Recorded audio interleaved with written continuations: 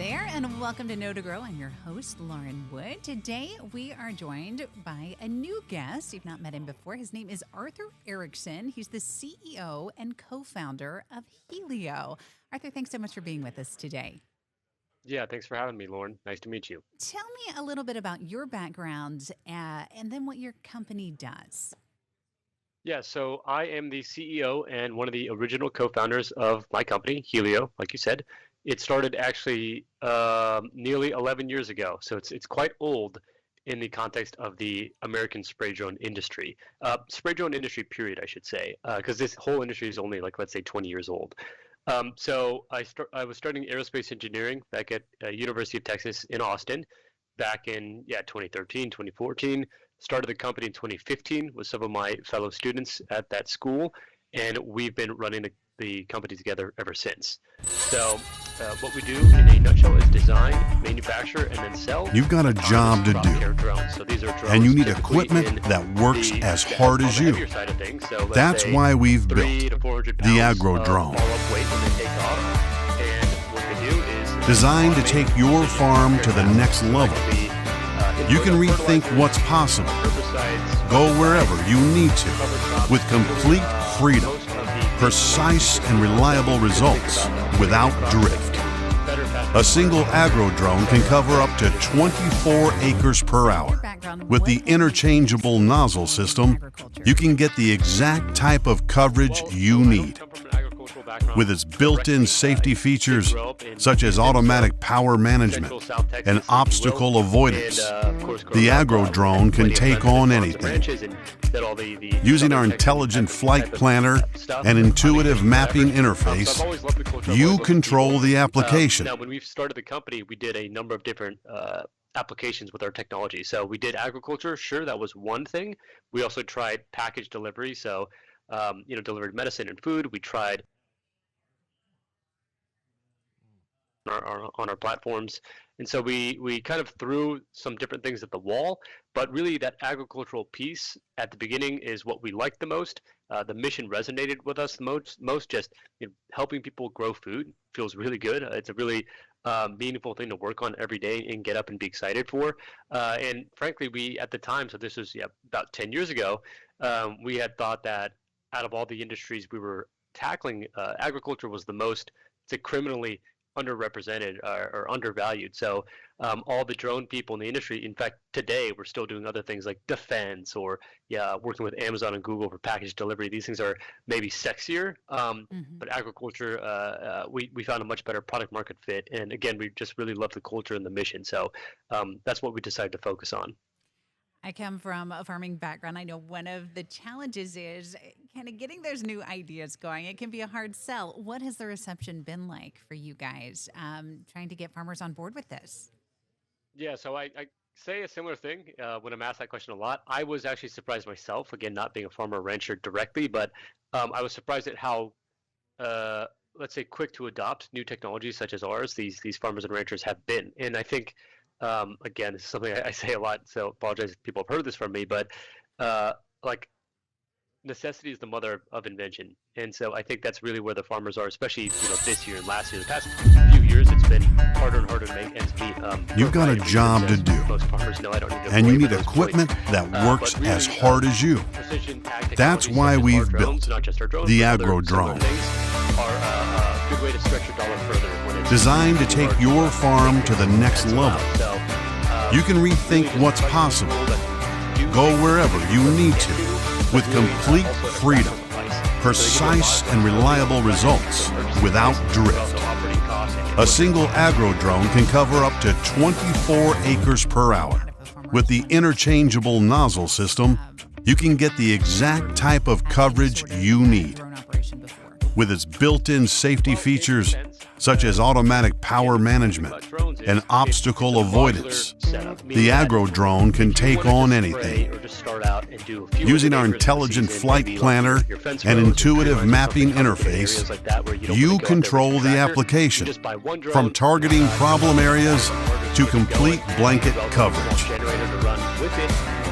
With a fleet of Agro Drones, you can apply hundreds of acres per day. They're always connected, working in perfect harmony. The agro drones are completely autonomous. You can leave those controllers at home. Precise applications means that you get precise data. You know exactly where each and every drop landed, helping you plan your next move. We engineer and assemble all of our technology with quality and care right here in the USA. Customer service is our top priority. We've walked the walk, servicing hundreds of farmers in some of the trickiest terrain this world has to offer. That's how we know the agro drone can get the job done. It's time to elevate your farm. Numbers that people are hitting with our drones, over 2 or 3 month period. So that's the cool thing. You can buy one. Maybe the first season you just work with one, but as you get used to it, pick up more acres, buy 2, 3, 4, etc. What is the learning curve like? I know it sounds just for somebody who's never done this before. I mean, even me to think about doing something like this is. It seems like there would be a lot of education required. What do you have to learn? How intensive is that? And then what do you guys provide as far as education goes? Yeah, so it's in some ways daunting when you first look at it and don't know anything about the drone world, because there are like FAA licenses that you need to get. And so I can understand how that can be intimidating, because it's bureaucracy stuff. Bureaucracy stuff is never fun. That's not so much stuff you have to learn. I mean, yes, you have to understand the regulations, but talking about the learning aspect, these drones fly themselves, right? And we purposely, I mean, that's one of the main tenets of this company, is we purposely are trying to make really intuitive, streamlined products and interfaces. So the interface we have, our software, which we call AgroSol, guides you through the entire process from generation of your prescription map all the way to spraying it, and then the after action report, or the as applied map and data review. All that is fairly well streamlined, and 90% of it is automated. And so really it's just a matter of you choosing some high level directives. So you go out there with the drone, you say, what dosage do I want? 2 gallons per acre, for example. I want to fly at 10 feet above the crop at 30 miles per hour. And then you click go. And the drone or drones, in the case of like a swarm, if you're deploying multiple, will just go out and spray by themselves. You're swapping batteries and you're swapping payload, but these are really relatively simple tasks, right? Straightforward. So you could be ready to go flying your drone within the first day you get it, in terms of knowledge and competency. And to do this, and I touch on this on the first part of my response, but for the regulatory side, we help you as much as we can, and by that I mean 24/7, I shouldn't say, within our business hours, we're consulting with you. And so we're walking you through all the different regulations you need, but we're also providing you with, I like to say, like a TurboTax set of templates. Basically, like all the cookie cutter stuff the FAA needs to see for these licenses, you're filling out your personal information, your company's information, unique to your case, in some spots that we highlight. Other than that, though, you're just turning that in, and it's a fairly straightforward process that we outline for you. So we're holding your hand, so to speak, the entire way. Get your regulations in, let's say, on average 2 months, which is actually pretty fast, relatively speaking, for this industry. From start to finish, that's not too bad. And then on the competency side, technically, we have a whole suite of manuals. We've got training videos, and we've got a simulator. So actually, in our software, you can fly n number of infinite artificial missions using virtual drones before you fly the real thing. So you can get really comfortable virtually using that before you actually go out and try to actually use your physical drone. So and I should just mention again, reiterate, you can always call us at any time. So Monday through Friday, business hours. You are talking directly to the manufacturer. So when we support you, it's coming from a place of really deep knowledge of both the technology, but also how to use it. All right. I know a lot of farmers really do like to be on the cutting edge with technology. It can save a lot of money with that investment. But one of the things that they've told me in the past that is a concern, especially when things are, newer, is how fast technology is changing. So you have this $80,000 investment. How long is that going to be good for? What kind of upgrades are going to be needed? What's the longevity? What is the continuing investment to stay cutting edge with that? Yeah, so that's an interesting question. I think drones, ours, and in general, are really revolutionary in terms of the value they offer, because most people that are actually using them, let's say they're already set up in terms of they've got good amount of acreage to spray, they know what they're doing, so to speak.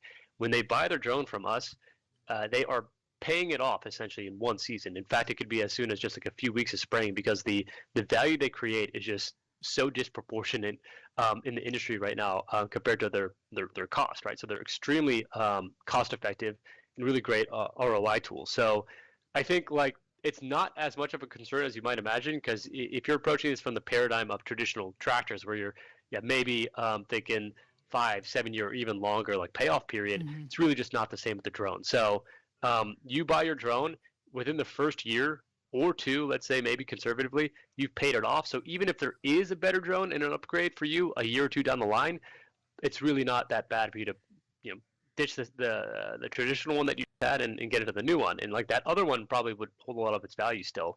It's kind of like a rambling answer, but the point is, you can get into the upgrades if you want. With that being said, we have people that are, for example, flying the drones we sold them 7 years ago. So our first model, the AG116. So it just kind of depends on on what you want. Like if you're trying to grow your business and do more and more acres, yes, you're probably going to want to upgrade to the newest, biggest, baddest drone. But if you've just got a set amount of acres and like what you bought from Hylio today works, then there's no reason that you have to upgrade it. It's not going to just like, we're not going to purposely make it go obsolete. I know that's something some other companies do. Yeah, we're not going to battery throttle it. That's not our strategy. Yeah. I should say like we're very right to repair type of company and right to upgrade.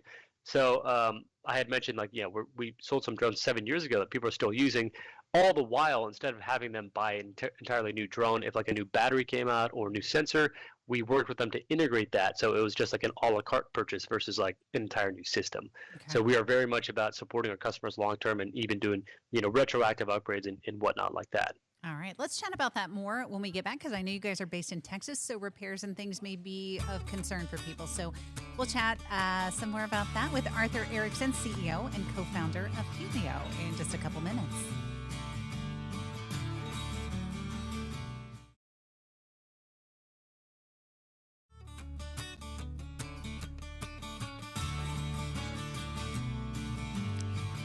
Hi there, Lauren Wood here, host of Know to Grow. I want to thank you for joining us today. We are joined today by Arthur Erickson. He's the CEO and co-founder of Hylio. It's a different sort of show today. I know usually we're talking with extension agents, but Arthur is telling us about Hylio and the products that they offer. Really quick, in case somebody is just joining us right now, give us a quick run through of what Hylio is. Yep. So Hylio is a company that's proudly Texan. So we're based in the Houston, Texas area, but we design, manufacture, and then sell autonomous crop treatment drones. So these aren't like your tiny little drones. You've got a job to do, videos. These are big drones, and you need equipment that works as hard as you.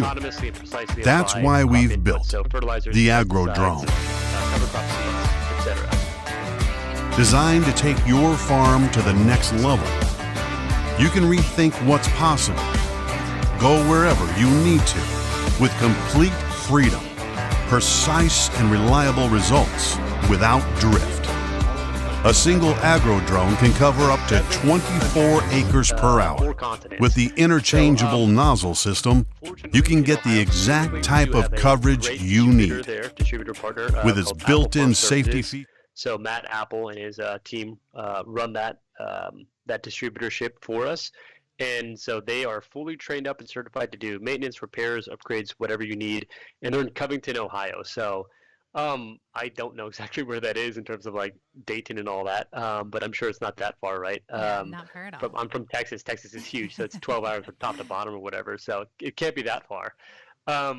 But yeah, so same thing goes for like other people in other parts of the country. We typically have a distributor that's decently close to you, so they don't have to all go back to Texas. You can send it to Texas if you want, but for sure that can be a bit expensive. Okay. And they're able to, these local dealers are able to come right out to your farm if you're having issues, or you have to figure out how to get it there. What is their on-site service like?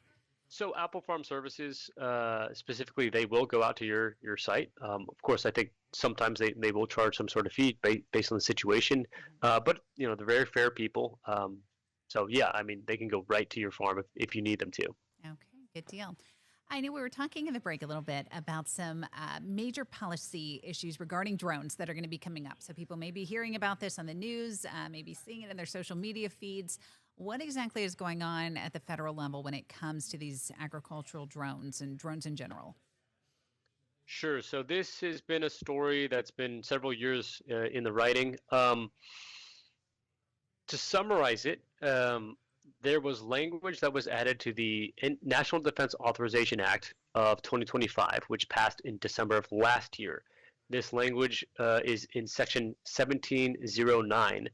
And basically what it states is that DJI, which is the largest drone company in the world, they're based out of Shenzhen, China. So most of everyone that knows drones knows these people. They have 80% of the world's drone market share, including in the U.S. So they were named specifically, as well as another company called Autel, which is another China-based drone manufacturer. And essentially, the legislation says that they will be placed on the FCC covered list, meaning that they will not be permitted to operate on U.S. telecoms infrastructure, effectively banning them. So basically that's what that is. I mean, they would be paperweights. You wouldn't be able to operate them using the radio, or they wouldn't get their software connection and whatnot. So you just couldn't use them.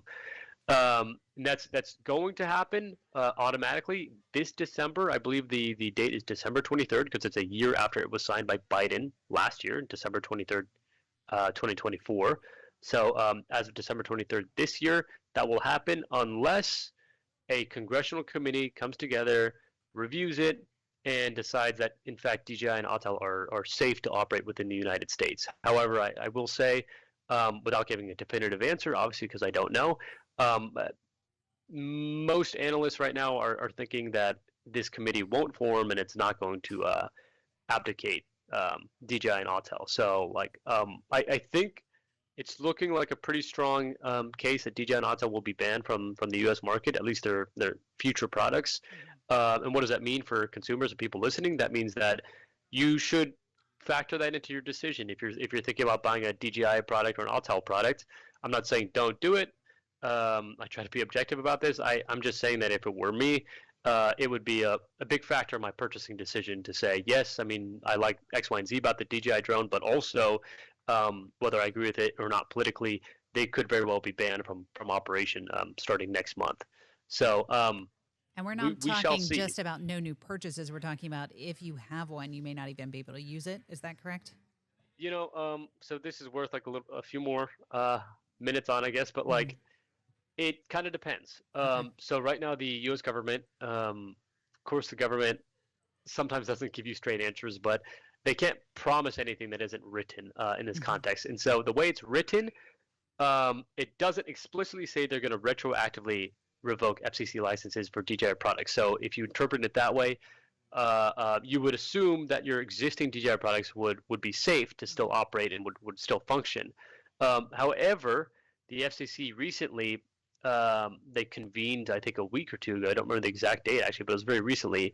And they came up with a ruling, the FCC itself did, which kind of lends itself to the ability for them to retroactively revoke licenses if they deem it to be a security threat. So if they deem a certain company or technology to be some sort of national security threat, then they could retroactively do that. And so that was that wasn't written into legislation, but that was the FCC committee's interpretation of it. So there's these different layers to it, right? And I'm definitely not a lawyer, far from it. So, my interpretation also might be slightly colored. But it looks like they're gearing up to be able to do that. Now, it's another question of will they do that? We don't know. Then also, you need to consider how's DJI going to react? So if DJI says, basically, we're banned, so we don't have a future in this market, are they going to stick around and support their existing products? You can make a strong argument that they likely won't, because actually, in fact, we've already seen DJI kind of pulling out of the U.S. market in anticipation of this possible ban. So they're, earlier this year, and in fact, maybe this changed a few days ago. I don't remember the exact details. They had listed all their products to the U.S. as out of stock, so they weren't really selling them. And there's, of course, reports of dealers and distributors for DJI not being able to get new stock, new parts, and whatnot. So it looks like there's already kind of a hedging their bets type of strategy from DJI that's possibly, or let's say definitely in response to the legal stuff. So one thing is the government deciding to retroactively ban DJI products, Mm-hmm. or DJI itself being like, we're not really going to support them, and in effect, they're going to be hard, if not impossible, to use. Gotcha. And Hylio is an American company based in America, American-made products, correct? That's right. So I mean, I should say U.S. and global components, Mm-hmm. but yes, so more than 70% of the components are U.S. made. There's some stuff from Canada, from Mexico, etc. It's a globalized supply chain.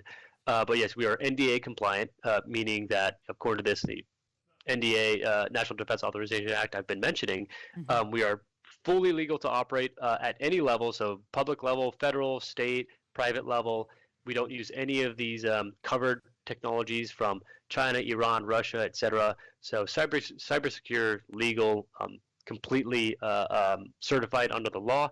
And then actually, some people listening will know this, but there's something called the Blue SUAS list. So this is something the Department of Defense puts out, which is a short list of, let's say, government pre-approved drones that can be purchased really easily, because it's like a blanket approval for federal purchasers to purchase the drones and the technology.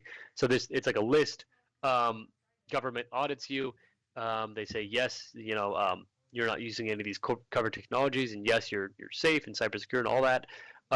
And then, like I said, it's really easy for the government to purchase your drones. We are going to be on that list, is my point, by the end of this year with most of our products, and then our future products that are coming out next year are also going to be on this list as well. So we're going through that review process now. Frankly, it's not cheap, so it's kind of it's a costly audit process, but we're happy to do it because it's going to make our drones really accessible for government, but even on the private side, there's a lot of companies, especially that like prefer to see a Blue SUAS drone working on their accounts and whatnot versus just like a normal, non-certified one. So it's an important achievement for us to get that. All right. I want to shift gears a little bit. I know it's very obvious where you're going to get benefits with a drone as far as labor goes. You're going to, I think you said multiple drones can be operated by one person at the same time. So you're going to be, that's one benefit to going with drones. But another one that I thought was really interesting is you guys said that you can reduce chemical use by up to 30% and improve your crop health with a drone. Can you go into that for a little bit? We just have under 2 minutes, so it'll have to be pretty quick, but I'm really interested to hear what you have to say. Sure, yeah.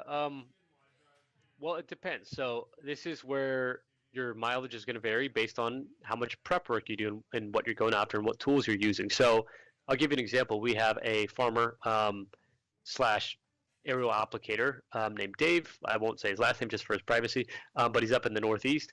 And he implements a strategy where he uses a third-party weed identification program in conjunction with our software and our hardware. He identifies certain weeds in a field, and then he uses our software to then create a heat map or prescription map that's targeting just these weeds. And by doing that, he's able to spray or save as much as 90%, he says, in some cases, of what he otherwise would have applied just using a traditional method where you would just essentially, blanket or broadcast apply to the entire field because you don't have the precision to just target singular weeds.